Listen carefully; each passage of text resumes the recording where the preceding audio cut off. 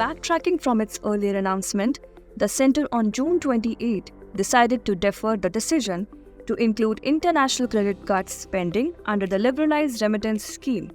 According to the announcement by the Finance Ministry, there will be no change in the rate of tax collected at source on international spending through credit cards. This means the holders of international credit cards will not have to shell out additional charges while making transactions during their foreign trips.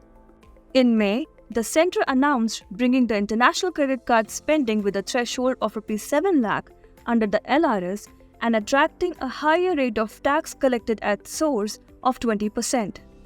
This rule was to come into effect from July 1. Until June 30, the spending on international credit cards was excluded from the LRS through Rule 7 of the Foreign Exchange Management Rules 2000. Under the FEMA rules, all resident individuals, including minors, are allowed to remit up to $250,000 or around ₹2.06 crore abroad per year without prior approval of the RBI.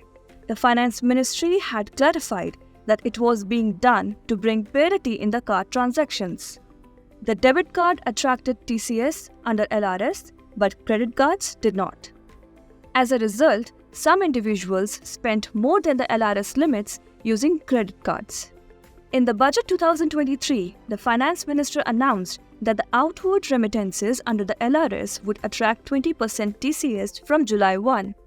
This meant the international credit card spending would also attract a 20% TCS. Later in March, while moving the Finance Bill 2023 in Lok Sabha, Finance Minister Nirmala Sitharaman had said RBI has been asked to look into ways to bring credit card payments under the LRS. After the announcement of bringing credit cards under LRS, experts argued that this would add a compliance burden on banks and that 20% TCS was too high. If the move was targeted towards tracking transactions, a lower TCS of 1 to 2% would have been enough. On June 28, the Finance Ministry notified that no TCS would be applicable on foreign expenditure through international credit cards till further notification. According to experts, the main reason behind this is that financial institutes need more time to modify their information technology systems to apply the tax. So for now, the users of international credit cards on their foreign trips will not have to pay any tax on their spending. The June notification also said that TCS would apply to foreign spendings above ₹7 lakh. This will come into effect on October 1 instead of July 1. Notably, ₹7 lakh is a combined threshold for all the spendings including medical purposes and education. This implies there will be no TCS up to ₹7 lakh remittance under LRS. Beyond this ₹7 lakh threshold, TCS shall be levied at the rate of 0.5% if remittance for education is financed by an education loan, 5% for remittance for education or medical treatment, and 20% for others. The purchase of a foreign tour package will also be subject to the ₹7 lakh limit, but it will be counted separately from the above transactions. On the purchase of overseas tour packages, a TCS of 5% will be applicable on payments up to ₹7 lakh.